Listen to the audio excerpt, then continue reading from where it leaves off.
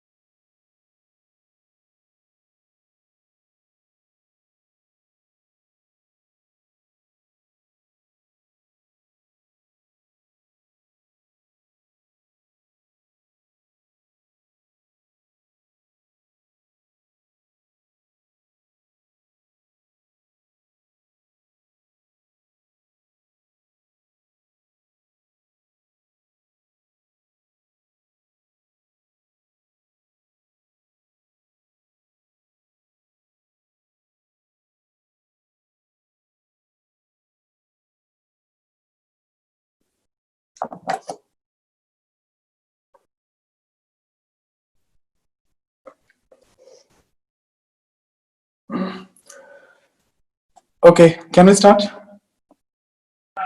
Yes, sir. Yes, sir. So we start off with this theory, Marx theory of class and class struggle. It is actually a continuation of what all things that we have discussed so far. Okay, so I will extend further. So here we will try to understand, what you mean by class and how the struggle is going on.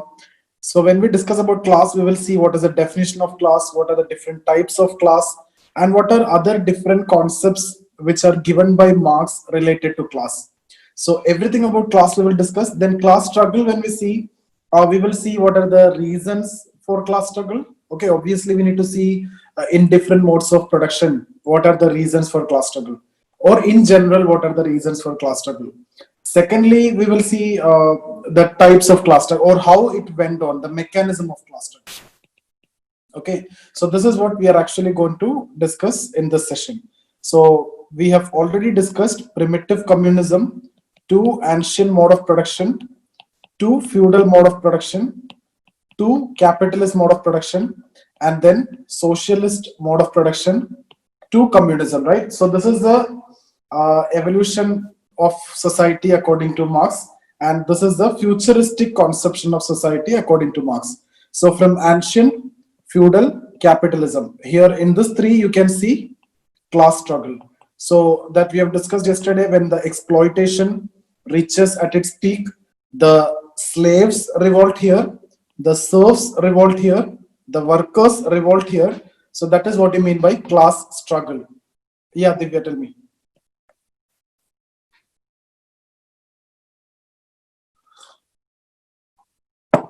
Who's asking you to add him? Okay.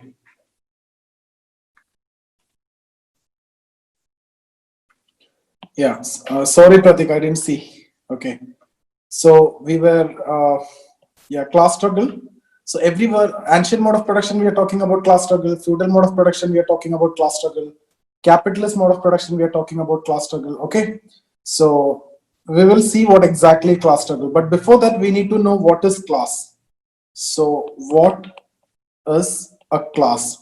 Now, what do you mean by class?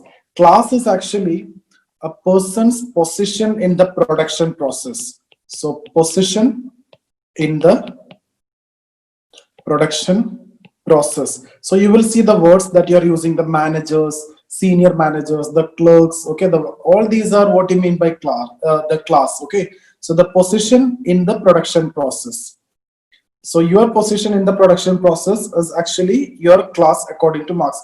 But Marx is not giving any proper definition. So this is a definition that you can see according to Marx. So class is basically position in the production process. Very simple. Now, when we discuss about class, you cannot actually choose what is to be your class. When a person is born, he is born in classes. Okay, person is born in classes. So just as you cannot choose who's to be your father, you don't have any choice with respect to the class. So when you are born in class. Which class? Your father's class. Then after that, you can change your class. You can get education, okay, and you can get better occupation, and all these possibilities are there. So if you born as a lower class person, you can become, part of member of upper class. There is no problem in that. Similarly, you might have born as upper class, but you may become poor, lower class also. So there is a possibility of change in class during the lifetime, but when you are born in classes according to Marx. Just as you cannot choose who's to be your father, you have no choice with respect to your class. Okay. So now, what is class? Class is actually the position in the production process. Now, this is an objective criteria. So this is basically an objective criteria. When I'm saying position in the production process, so this is how class is defined, and this is what Marx terms as class in itself. Okay, so class in itself means it is based on an objective criteria. Objective criteria means the basic definition that we have discussed, that is the person's position in the production process. So that is also understood as class in itself. Now, when some members of the class, okay, the members of the class, when develop some consciousness, members of the class, when develop some consciousness, this class in itself will become class for itself. Okay, now what do you mean by consciousness? Can I say consciousness is a subjective criteria? So consciousness is a subjective criteria. So class 4 itself is based on a subjective criteria. So class in itself is based on objective criteria, that is nothing but the definition of the class. Class 4 itself is a subjective criteria, that means when the members of the group develop certain consciousness, like you can see workers of the world unite. So they are aware of their common problem. They start doing something for their problem, right? So the strikes and everything. Class in itself means you belong to a class. That is what class in itself. Here there is no consciousness. You belong to the workers class, you are a worker, you belong to a manager class, you are a manager, like that. There is no consciousness. It is an objective criteria. It is nothing but the definition of the class. It is nothing but the position in the production process. That's what class in itself. Class 4 itself means there will be consciousness within the class, for example, workers class. So workers will develop certain consciousness about their situation, that they're working more number of hours, they're working for less wages, okay, inhuman working condition, and then they do something for themselves, for the betterment of them.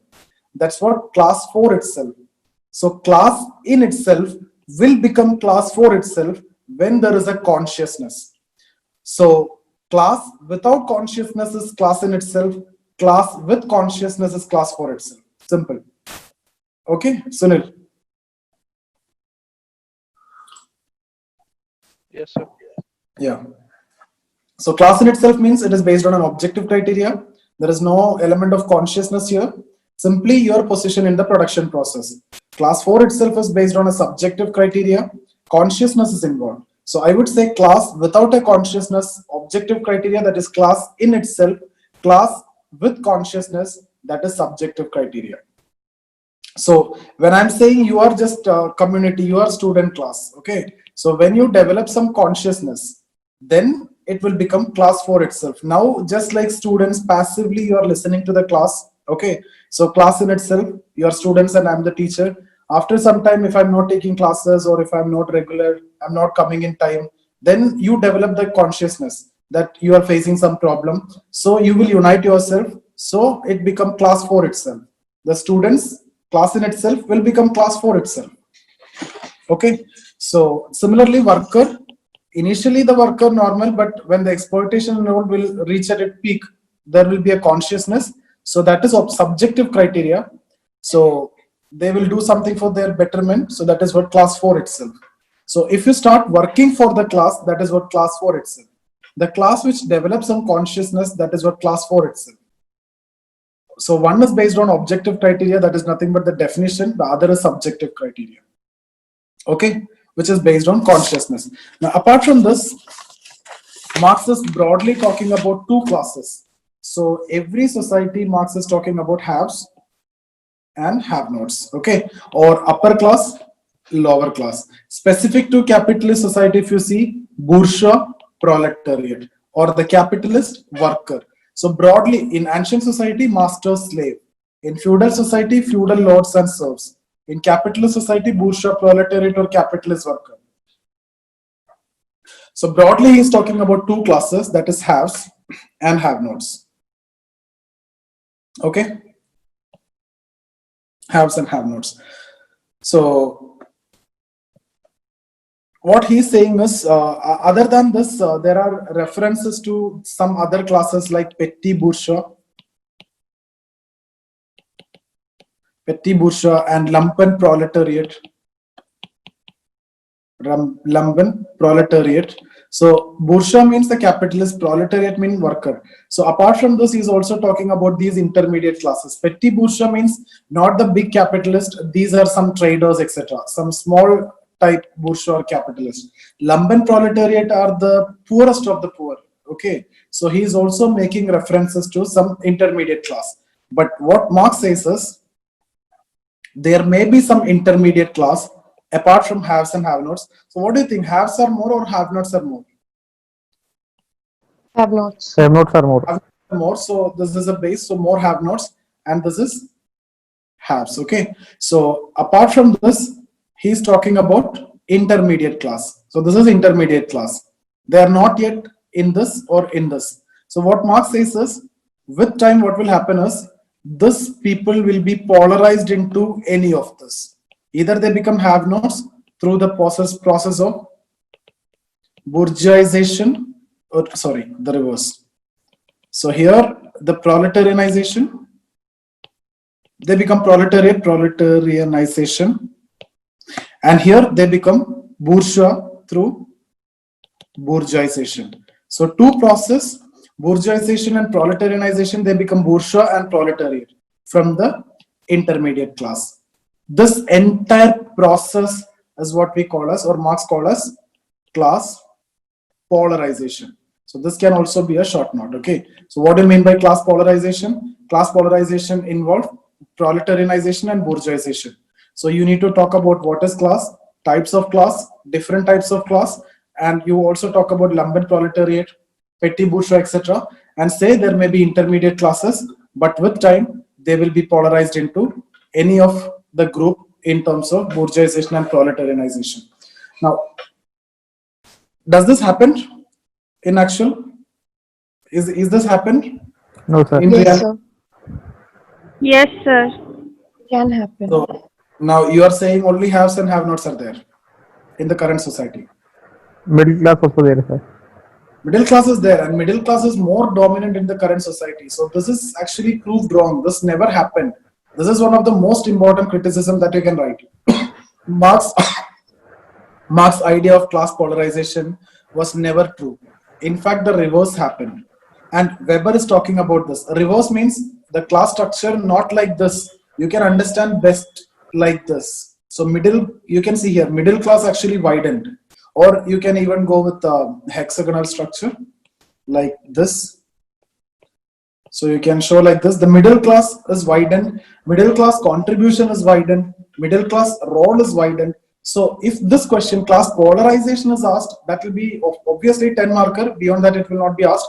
So you need to draw this diagram, any of this diagram, and you need to explain what I've told you. So, and you not only talk about class polarization, also talk about the criticism. The middle class is widened. The contribution of middle class is widened. Present society, most of the social changes are brought by the middle class. Okay, their aspirations are widened. And you can also talk about Max Weber. Weber is actually giving this concept. So just, we are going out of the discussion. So we just want to talk about class polarization, but I've just mentioned about one criticism. We will revisit to this criticism later in the critical analysis. Okay, now apart from class polarization, then he is also talking about, I've already told about consciousness. No? So he is also talking about false consciousness and true consciousness. Okay, so what is false consciousness and true consciousness? We will see with example when we discuss about the class struggle. So far what we have discussed is class. Okay, what is class? So person's position in the production process. And I've told you, just as you cannot choose who's to be your father, you don't have any choice with respect to your class. Men are born in classes. Okay, and then we have discussed about types of class, like mainly haves and have-nots, upper class, lower class, bourgeois, proletariat. These are the types of class. Okay, and then we have also discussed about class polarization. There may be some intermediate classes, but with time the intermediate classes will be polarized into any of the two group. Okay, apart from that, we have also talked about class in itself and class for itself. Class in itself, class for itself. If you take previous year papers, you will see many times they've asked class in itself, class for itself. So again, you need to write the same content. You need to say what is class. So what is the conception of class according to Marx? Then you talk about the definition. Okay, and then you say objective criteria, that is a definition, and then you talk about subjective criteria, that is class for itself. You give example, and you can also get some examples from class struggle when we discuss. Okay, so these are the things that we have discussed so far. Now we are moving towards the second part, that is class struggle. Okay, so do you have any doubts in the discussion that we have done so far? Sir, I have doubts. Tell me, Kajal. Sir, in class polarization, in the same times you can see in India as well that some rickshaw pullers or something they become more lower in that class, and Yes, some yes. people who struggle more, or you can see some people work hard and they go, but it's very rare that they become rich. Yes, yes, yes. So how can it is going to be as in it's not true? As in, No, this is the concept given by Marx. So what I've said is I've explained the concept given by Marx. At the end of the discussion, I've told you that this has anyway proved wrong. Even with respect to middle class itself, it is proved wrong. So forget about other class. See, Marx is talking about upper class and lower class only. Now you can have upper class, middle class, lower class. Then itself it is proved wrong. Now again, if you take middle class itself, there is upper middle class, middle class, lower middle class. And Kajal, what you're saying is upper, lower class is there. Within lower class also upper community is there. Middle lower class is there. Lower class is there. And further you can divide, right? Upper, oh, lower class. So this much divisions. The modern society is so complex and so much divided. So it is not applicable. The concept given by Marx is not applicable. The division is, now even individual level also the division is there. okay. Okay. So what I'm saying, what I'm explaining is the Marxian idea about class and types of class. And I've told you that it has been proved wrong. Even with Weber itself, it has been proved wrong. There is no question of talking about that concept at this point of time. Okay. Okay. Okay. Thank you. Yeah. So, Uh, what is the difference between position? I mean, what is the difference between class as well as social being? Social being is also associated to class actually. When we are talking about social being is actually your role in society. So if your role is a doctor, or if your role is actually a worker, this is similar to your class. So the role that you're doing is actually connected to your class. So, social being is something, identity from which the society identifies you. Yes, exactly. Like when we are saying, you are an IAS officer, that is a social being, and that is your class also. When I'm saying worker, it is a social being and it is your class. So both are related to your position in production process, right? Social being is also what you are in the production process. Class is also what is your role in the production process. Both are connected. Okay, Okay. the class in its Uh-huh. the class in itself is objective criteria, and class Yeah. for itself is subjective criteria. So, Right. class for itself, does it follow some kind of criteria? Like you said that you all are student class, and if Hmm. you get consciousness, you can unite. Okay, Hmm. so does unity is compulsory? Because if it is subjective criteria, then is unity compulsory? It is required class. The workers of the world unite is an example, which is actually given by Marx. But you see here, four. Then this four for whom? Class four itself, no? So this means for the class. So there should be a unity, an inherent unity is there. It means unity is compulsory. Yeah, inherent unity is there. It is there. It is assumed. Assumption. Yes, already. When you're developing some consciousness, it is not individual consciousness. No, workers as a group will develop consciousness. Okay, sir. Then only class for itself will come into existence. Okay, sir. Sir, Yeah. I have a question. Tell me. So you said class for itself is a subjective criteria, okay?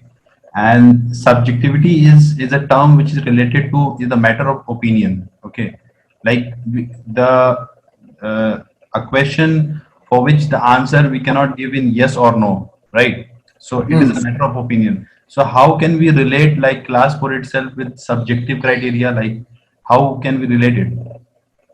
Can you Yeah, give you like only get example? you actually what you asked is actually the answer for this, because when I said the definition, it is objective. I can clearly say what you mean by class. It is a position in the production process. But Okay. beyond that, I cannot explain anything, right? That is what you mean by subjective criteria. So it can be any consciousness. It can be true consciousness. It can be false consciousness. It can be anything. But many students understand class for itself as true consciousness. Then they are going wrong. It can be false consciousness also. It can be true consciousness also. For example, we will discuss about class 4 itself, which is based on false consciousness in ancient society and feudal society. But class 4 itself based on true consciousness in capitalist society. So the consciousness, what is that consciousness? And it is subjective again. It can be true. It can be false. It can be anything. But it is a subjective criteria, obviously. Then only this word 4 will come into existence, because you are fighting for the class. So something subjective will be there. It may be true, it may be false.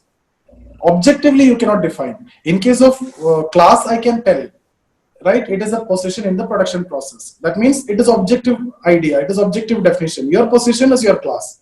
But class 4 itself, some consciousness. I can't say whether it is true or false or what consciousness it is. We can't say. That is why subjective criteria. So class in itself is nothing but the class, right? Exactly. It is a class. We cannot differentiate class and class in itself. No. We can't differentiate. It is a class only. Class in itself means a class. So this is a different name to just just to demarcate from class for itself, and we made class in itself, right? Yes. Okay, sir. So subjectivity in terms of whether this consciousness is true or false, right? It can be anything. The subjectivity can be anything.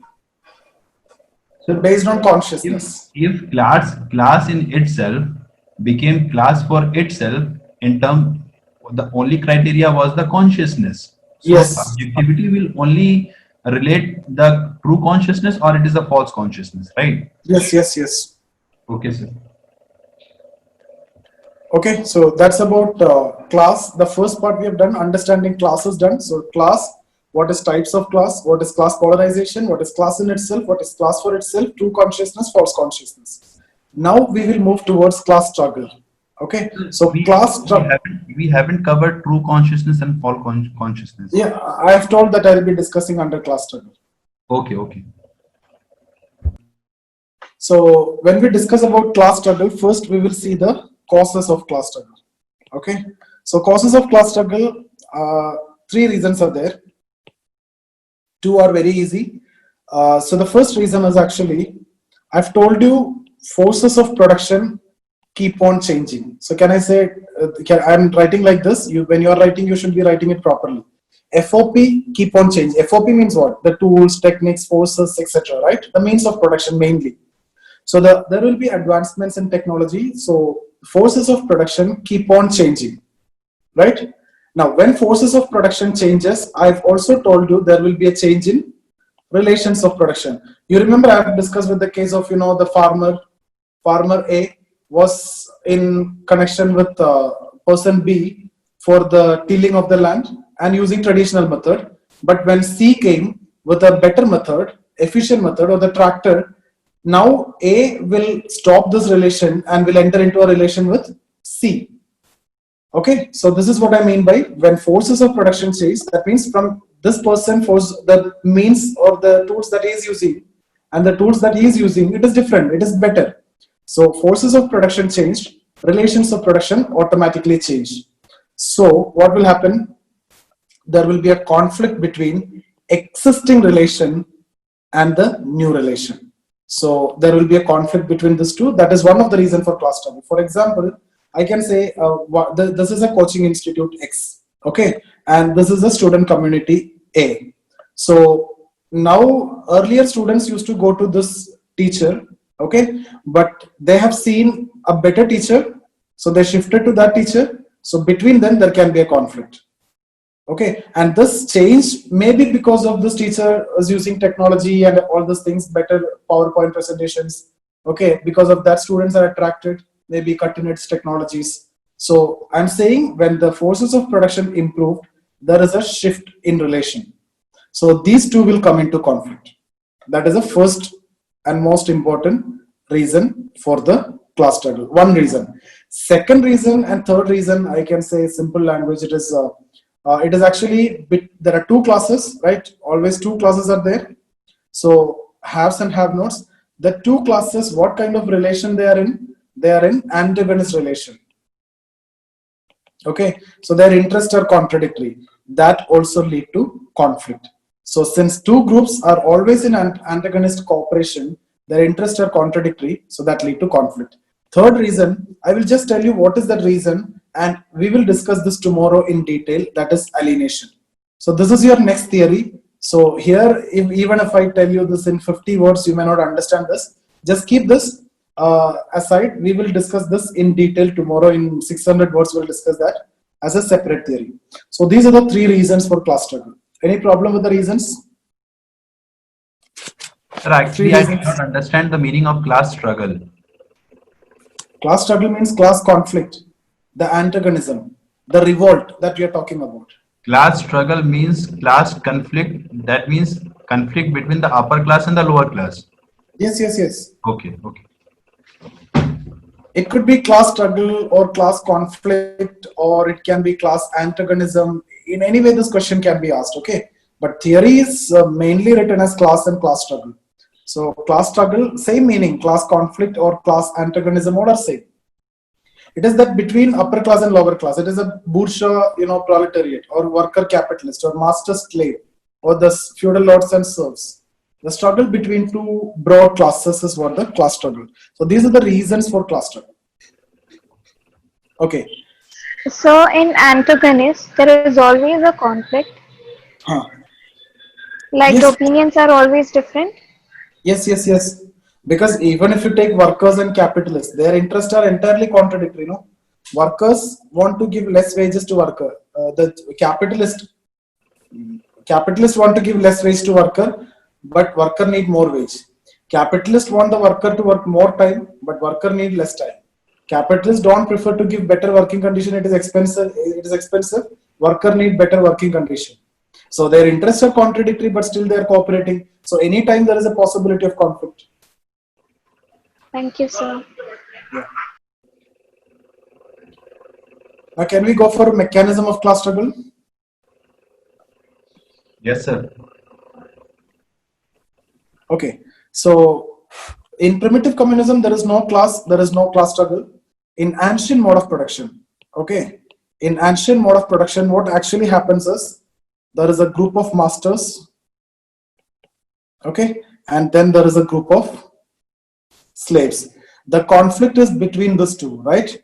I've told you certain conditions that when the mature condition exists, that means in terms of what? In terms of exploitation reaches at its peak, and So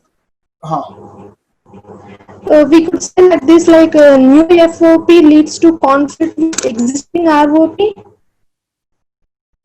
I didn't get you. New FOP, that is force of production. Not FOP, it is new ROP. New relations will lead to conflict with the existing relations of production. No, because the relation have changed, because the force of production have changed, right? Yes. That is, new FOP will leads to conflict with existing ROP. Yes. Okay. Yeah. Because the idea is the fittest will survive. Okay, so there will be a conflict, obviously. Okay. Yeah. Now, masters and slaves. Now here, some sections of masters are the agents. So they identified a new setup, that is settled agriculture. Okay. So this is a section of masters who are related to settled agriculture.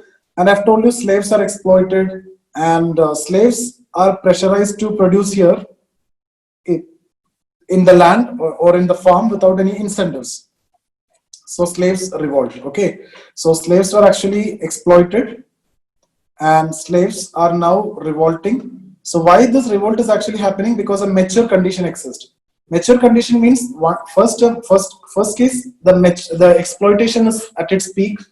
Secondly, they have an alternative here. What is that? Settled agriculture. They are thinking that they can capture everything and they can do the settled agriculture. So this is what they are actually thinking, and they go for the revolt. So this revolt is actually aided by the masters, the emerging class. So this is actually the emerging class. From the masters, there is an emerging class. So they actually support the slaves to go for this revolt. So the revolt will happen and the new mode of production will come that is related to settled agriculture. The emerging class are the part of masters. Not all masters are connected with settled agriculture. Settled agriculture is a new type of production. Some people devised it. So those who are the agents of settled agriculture, they want all the slaves to do this work so that they can maximize their profit and production. So they actually support the slaves to go for revolt. Okay. And then this new mode of production will come. That is feudal mode of production. So that is how feudal mode of production comes. And that is why this class will become the lords and the slaves who revolt will become the serfs. Okay. So actually what I'm saying is, even though slaves are revolting against the masters, eventually they are satisfying the interest of few. That is this emerging class. And they are not able to change their situation. So here there is a consciousness, and that is why they became class 4 itself. They went for the revolt, but they are not able to change their situation. They becoming the serfs only, and that is why this is based on false consciousness.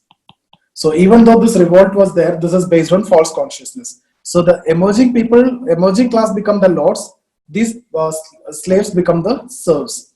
Now within this lords, within this community, after some time what will happen is, again there will be an emerging class. Okay, they are related to industry. So now industry came. So within lords there are people who are related to industry. So now there will be a conflict between serfs and lords. This will be aided by the emerging class. Why? Because industry need free labor, but serfs are actually tied on the land. All the time they are in the land. So for the development of industry, you need free labor. So this emerging class actually supporting this revolt. So the serfs revolt against lords and they enter into new mode of production, or they start moving towards factories for work. They think that they get the wages and whenever they want, they can work. They are free in real sense, but that is not actually possible. That is the reason why the erstwhile lords, that is this emerging class, will become the capitalist and the serfs become the worker. So here also it is based on false consciousness. Why?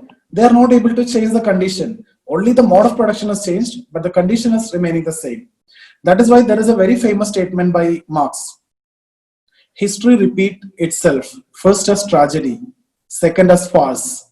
So you can see here, there's a tragedy, okay, because they are not able to change the situation. And again that happened in a more worst situation. That is what you mean by second as farce, FARC. Okay, so history repeats itself, first as tragedy, second as farce. So here they are not able to change the situation. Here also they are not able to change the situation. But in industry, they are exploited much more than in the previous mode of production. Now here they don't have any alternative. No new alternative mode of production is coming. So workers will unite when the exploitation reaches at its peak with appropriate ideology, proper leadership, proper organization, and then the revolt against capitalists. There is no new emerging classes are coming to aid or support the revolt. Worker themselves will find the leader, they organize, they find the ideology, and they will capture everything, and that will lead to socialism. Okay, so here there is no only one class, so there is no class struggle. This will eventually culminate into communism. Here there is no class, there is no class struggle. So primitive communism, no class struggle. Socialism, no class struggle. Communism, there is no class struggle. Class struggle is in this three. Okay. But communism and communist are different things. No, communist means somebody who's following the ideology of Marx. This communist ideology is what we call as communist. But the so-called communist and the Marxian communism is entirely different. Even the Marxist people or the communists, the people, even all these party people and all, You may not be knowing in Kerala, it is so common. It is a most important party here. The party is in power. They actually don't know what Marx is talking about. They are just communist because, just for the sake of being communist. Okay, sir. Okay, the communist means Marxian version of communism is different, and what is practiced, the so-called communist, what they are practicing, what they are preaching is entirely different to what Marx is talking about. Even the Chinese version or the Russian version, all these are not Marxian idea of socialism or communism. Okay, sir. Yeah. Sir, can you repeat the whole idea again? Okay. The Yeah. emerging class and the false consciousness is not clear. Yeah, what I'm saying is masters and slaves, they are always in conflict. But here, emerging class comes in the mode of production, ancient mode of production. They are related to settled agriculture. So this emerging class actually support the slaves for this revolt, and they will enter into a new mode of production. So the advantage is these people will become the lords. They are having land and everything, and these slaves become serfs. Why I am saying this is false consciousness is because they are still getting exploited in the new mode of production. They thought that they know everything about settled agriculture. They capture the tools, techniques, and they will do the production. But still, they are dependent on these people in terms of land and protection. So the taxation is increasing and exploitation is increasing. So that is why it is false consciousness. Again, serfs becoming the worker. Okay, because section of landlords relating to industry aiding this revolt. So they become the capitalist, and these people will become the worker. Still, exploitation is much more. That is why this revolt also based on false consciousness. They are not able to change the situation. They are thinking that they were able to change it, but they are not able to. For example, in the first case, they are thinking that settled agriculture, we will control everything. But that is not the case because you are dependent on the lords in terms of land and protection. Here, when serfs go for industry, they will think that in capitalist system, this new system, industry system, you can go for work whenever you want, you get the wages, and it is easy. Whenever you don't want to go for work. But that is not the case here. If you want to survive, you have to work. So that is why this also based on false consciousness. But later from this worker revolution is based on true consciousness. Because from their community only, there is a leader comes, proper leadership, proper ideology, proper organization. Here it is supported by the emerging class. That's why even though serfs are revolting, they are eventually satisfying the interest of this section. That's why false consciousness. Sir, why we are saying that the some sections of the upper class, like we call emerging class, is aiding to the revolt? Because in industry you need free labor, but in feudal system people are always tied on the land. They will not be freed. They won't get any opportunity to come out, or they won't be free to work. So No, industry needs free labor. my question is why we are saying that the emerging class is aiding the revolt. No, it is their idea that serfs revolt, and they just remain silent and they just support this revolt. It is not what we are saying. It is said by Marx, so we are repeating the same.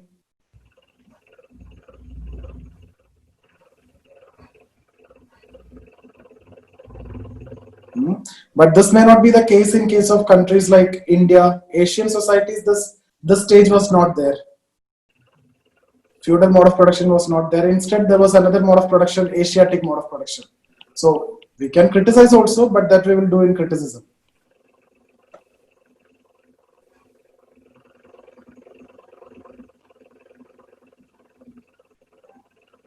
Okay, it will be clear with the PDF. If still you have any doubt, let's go to the PDF.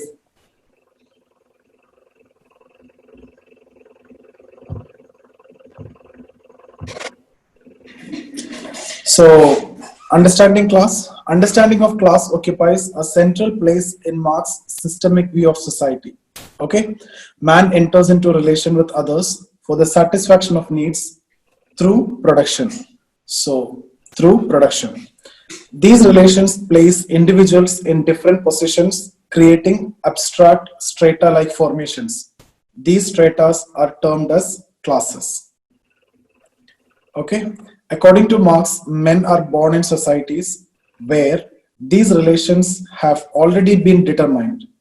That is, by birth, men are born in classes. He states, just as a man cannot choose who is to be his father, he has no choice as to his class.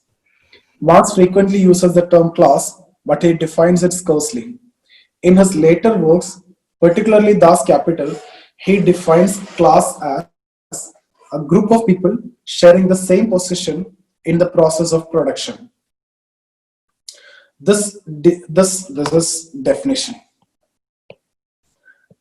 definition is based on an objective criteria pertaining to person's position in the broad property relation. Marx terms this class as class in itself. So objective criteria, class in itself. In his other writings, Marx also uses subjective criteria to define class. He frequently refers to class for itself for the class which develops some consciousness. So the difference between these two is actually consciousness. The members of a particular class will develop consciousness of belonging to the same class. Class 4 itself will come into existence. For example, workers of the world unite. Now, types of class. Marx broadly defined two types of class in every society, that is haves and have-nots. Haves occupy dominant position in terms of power, status, economic resources, etc., whereas have-nots are the subordinates. So, for example, in ancient society, masters are haves and the slaves are have-nots. Feudal society, landlords are haves and the serfs are have-nots. In capitalist society, capitalists are, okay, that is known to you. Apart from this, in his books like Revolution and Counter-Revolution in Germany and Class Struggle in France, Marx mentions other intermediate classes also. For example, he talks of 8 classes in the former and 6 classes in the latter. Similarly, there are references to other classes like petty bourgeois, lumpen proletariat, etc. But in spite of all these variations, Marx is of the opinion that with time, all intermediate classes will be absorbed into two poles, that is, haves and have-nots, through a process of class polarization. So here you can complete it. This is intermediate class. So this process is what you can call as polarization. So here you need to write have-nots.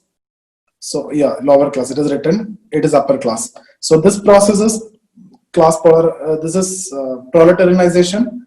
This process is bourgeoisization, that you can write near the arrow here, okay, here. The entire process is what you call as class polarization. What is a criticism? Along with this, you can write the criticism also. This is given by Weber. So with this diagram, you can explain middle class. This is middle class, widened. Or you can use this diagram also, hexagon. Middle class is actually widened. This process involves bourgeoisization and proletarianization. Thus, during course of history within a particular society, as exploitation increases, class polarization will take place, right? The idea of polarization and transformation of class in itself and class for itself introduces an element of dynamism in Marxian class analysis. This dynamism is understood by the concept of consciousness, which is generated by material condition. Okay, so here what I've written is Max Weber concept of class. I've told you already the diamond structure or the hexagonal structure. In the context of capitalism, Marx states that inevitability of monopoly, exploitation of consumers and workers, and frequent economic instances such as inflation, slumps, depreciation, okay, absence of centralized planning, all will result in increasing consciousness of masses. The state is controlled by haves and will work for the satisfaction of their interest. So if you remember, I used to tell this, right? Constitution is the document of bourgeois. Parliament is the executive committee of bourgeois. So that's what I mean by this. The contradiction will generate consciousness among the have-nots. The consciousness is understood at 2 levels: true consciousness and false consciousness. So false consciousness is that does not transcend. It's being rooted in an economically competitive means of production. In other words, the consciousness which is rooted in social being has been referred to as false consciousness. So workers are aware about their common problem, workers demand more benefit, etc. True consciousness, according to Marx, when the economic conditions are ripe, So these are the conditions, okay? So if a consciousness need to be true, it has to be like this. Economic condition has to be ripe when the workers are united by solidarity, energized by an appropriate system of ideas, which aims at transformation of the system for the benefit of all. Then true consciousness emerge. These moments occur when existing modes of production, this is modes, is played out, and Marx terms these moments as revolutionary. So these moments as revolutionary.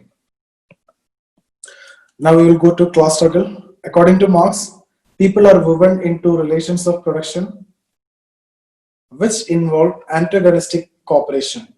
In each mode of production, two classes enter into struggle, antagonism, or conflict. Anything can be asked, which keeps on increasing. So every mode of production, it is keep on increasing. The process of class struggle is not smooth and is mediated by a number of factors. In his book like Preface to Communist Manifesto, Class Struggle in France, he talked about class struggle. The process of class struggle, okay, we will see the process of class struggle. So firstly, you need to know the reason, okay, so what are the three reasons? I will repeat once again. There is a change in forces of production. Because of that, there will be a change in relation of production. So the new relation of production and the existing relation of production will come into conflict. Second, the contradiction between two classes. Third, the alienation. So these are the three reasons. So due to changes in FOP, new ROP are essential. These new ROPs, relations of production, comes into conflict with the existing relation and thereby initiating class struggles. So this is the first reason. For example, in feudal system, the factories emerged, but work is compatible with feudal way of life. Factories require free labor, whereas feudalism require people tied to their lands. Now, secondly, if you see, according to Marx, there is an inherent contradiction between haves and have-nots. Their interests are conflicting. So I've written why their interests are contradictory here. Capitalists, what is the interest, and labor, what is the interest. We have already discussed that. Third, alienation. We just leave this part now. You don't want to worry about this. Tomorrow we will discuss in this detail, this theory. So what we are going to discuss tomorrow is actually written in 40 words here. Okay, tomorrow we'll discuss in 400 words. Now, mechanism of class struggle. Throughout history, in different mode of production, the mechanism of class struggle differs. During ancient mode of production, slaves launched a struggle against masters.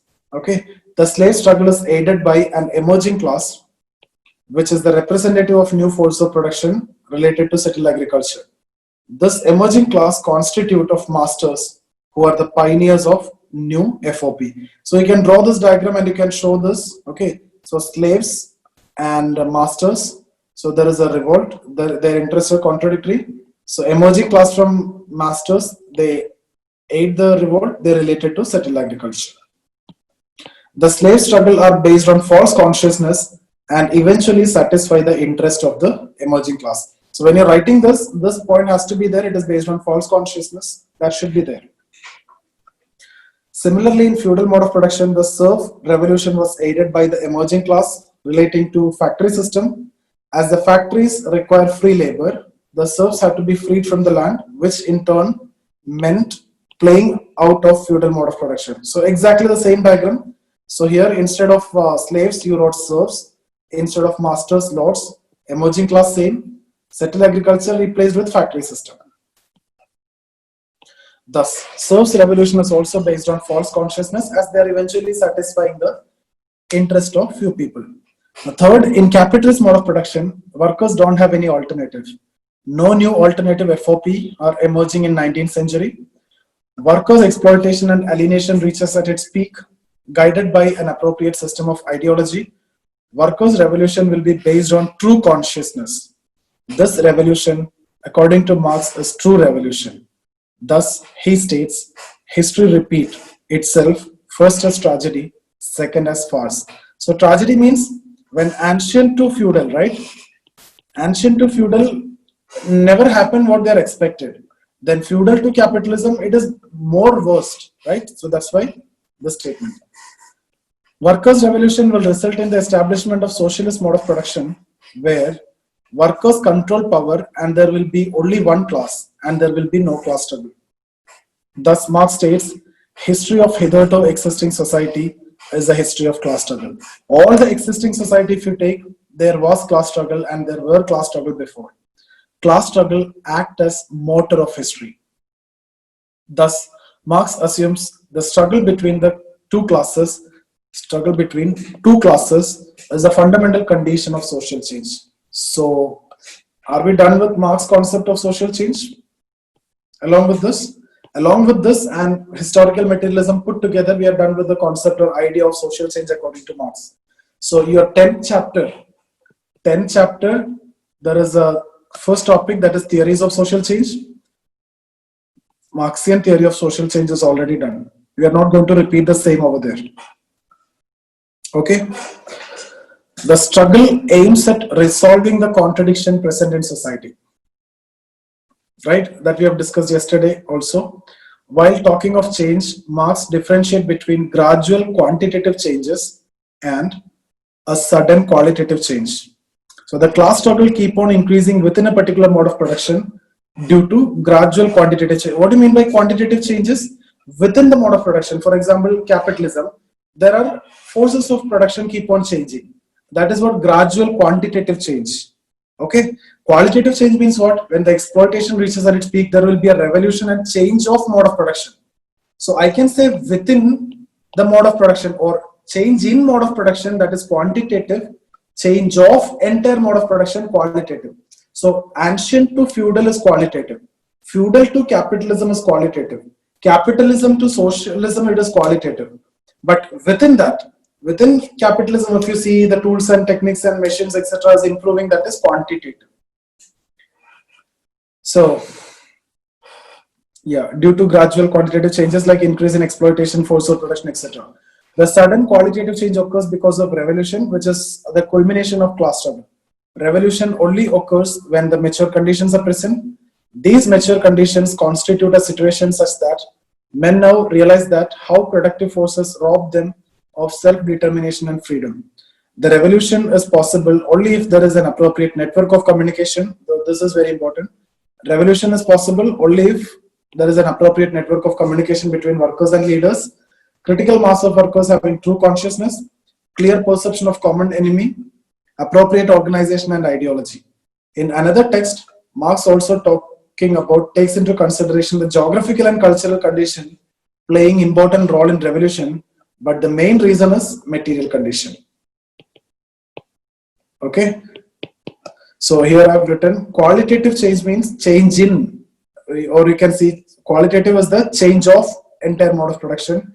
Quantitative within, change in the mode of production. That include ROP and FOP. Qualitative only after revolution.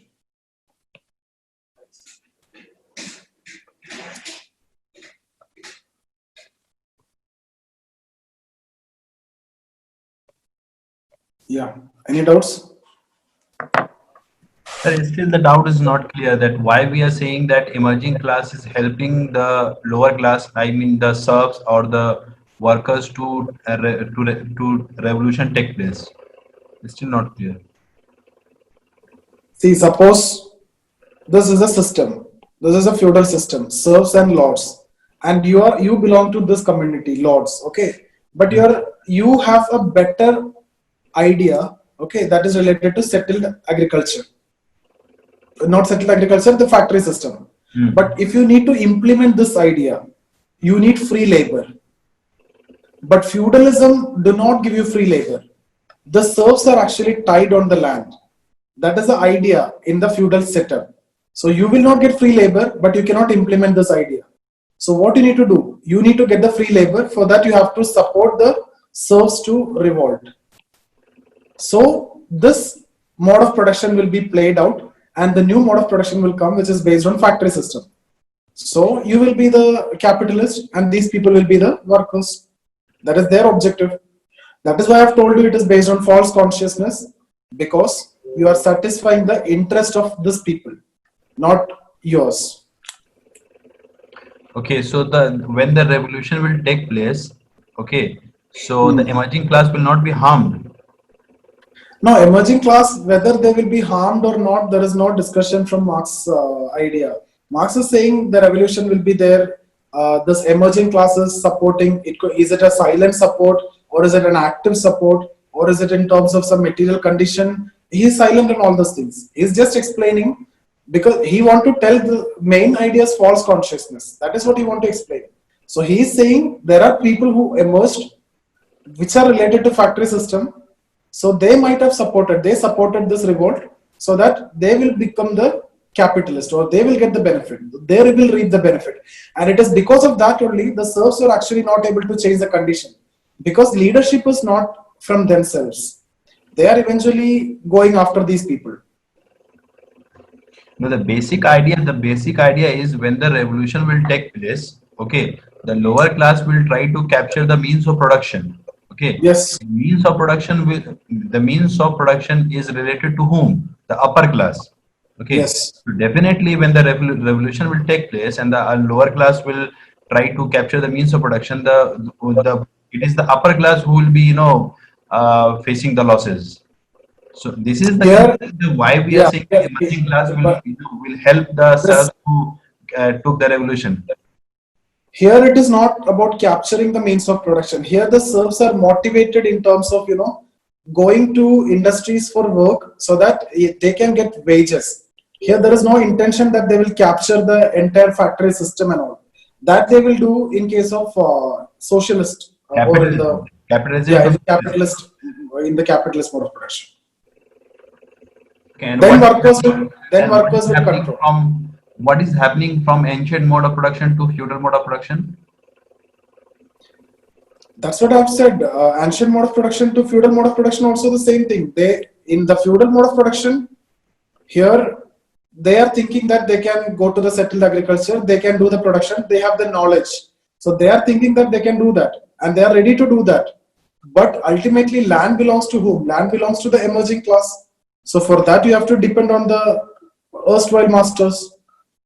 But production and everything is in your hand. They know how to produce and everything they know. But still you have to depend on others. So how dependency is changing from ancient mode of production to feudal mode of production in terms of lower class?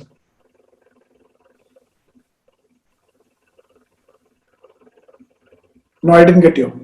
I'm saying how the dependency is changing from ancient mode of production to feudal mode of production in terms of lower class. No, in feudal mode of production also the dependency is not changing. That dependency is still there, and that is why they are getting exploited in terms of rent, in terms of taxation. So they are thinking that they are free, they are producing everything, but ultimately they will realize later that they are keep on paying the rent, and the rent keep on increasing. Initially they are not knowing that they are paying rent, so they think that they pay some rent and they can undertake production. So initially some reasonable rent, that is like 1/3, 1/3, etc. So even the serfs are also okay with this 1/3 rent we can pay. Even the peasant nowadays also paying 50% of the production as the rent. So they were ready to pay this 1/3. But with time, what happened? With time, this keep on increasing. It become 1/2, and then it become 2/3. Like that, it keep on increasing. So immediately there was no such exploitation. Later, with time, this exploitation keep on increasing within that mode of production also.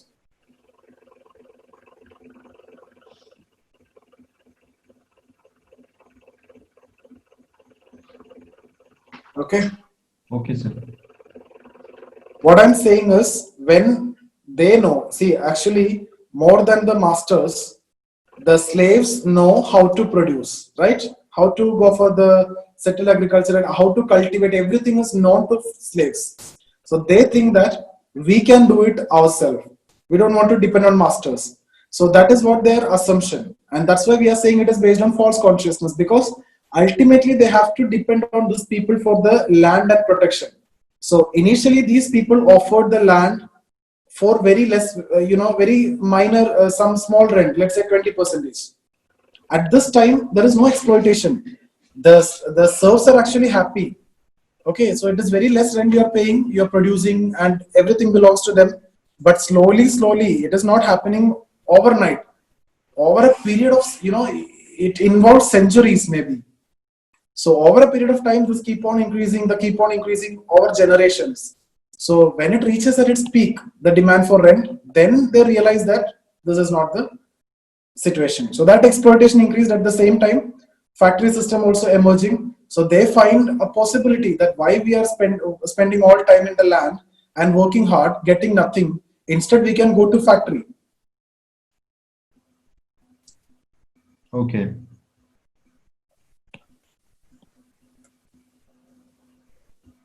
What else? Anything else? Sir, Tell me. sir, how workers goes for revolt because they in capitalist mode of production, they no clear-cut division who is worker, who is and who is master.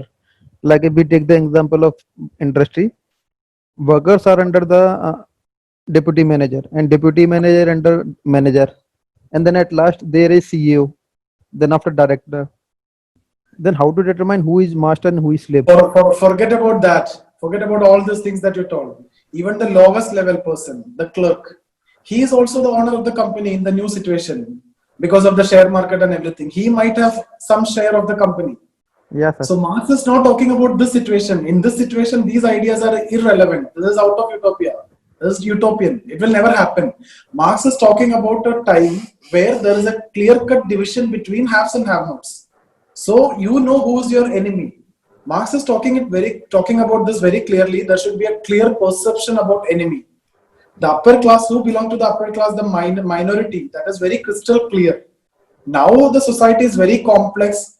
I've told you inequality is deep rooted, and individual level inequality you can see. Forget about the groups. So the current society, we can't imagine what Marx raised. The questions Marx raised is more relevant in that context. Okay, sir. When there is This a society- clear-cut definition between the upper class and the lower class. Which one? When there is a clear-cut definition, or there is No. a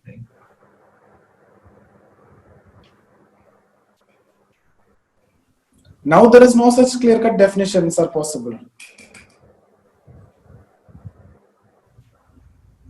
That time Marxian ideas, this we have already discussed. Marxian ideas, this, there are only two classes. Even somebody is there, this will happen. So it is crystal clear who belong to this and who is this. Only few people will come here, right? Yes, sir. Only few will come here. Rest of them are revolting. Get it, sir. Yeah. Now, see, don't relate all these things Marx saying with the current society and current capitalism. Current capitalism is entirely different than the context in which Marx is writing. In fact, I've told you this in the beginning. Marx has saved capitalism to an extent. Sir, Because can you capitalism has modified in itself continuously. Sir, can we make criticism of Marx related to present context? Yes, based on present context only, we mainly make the criticism of Marx. That we will discuss under criticism. middle class is one of the criticism now. Yeah, okay, sir. Yeah, middle class is the most important criticism. Class polarization never happened. Even we can say socialism and communism never came into existence. It will never come into existence also. Other than that, Marx is talking about feudal mode of production, and he's claiming that this is a universal theory. But there was no feudal mode of production practiced in Asian societies like India and all. It was mainly European. You can say it as European centric. So these are, we will discuss that. Criticisms and all we will discuss later, separately. Get it, sir. Okay, can we stop? Yeah, sir. Yes, sir. Yeah.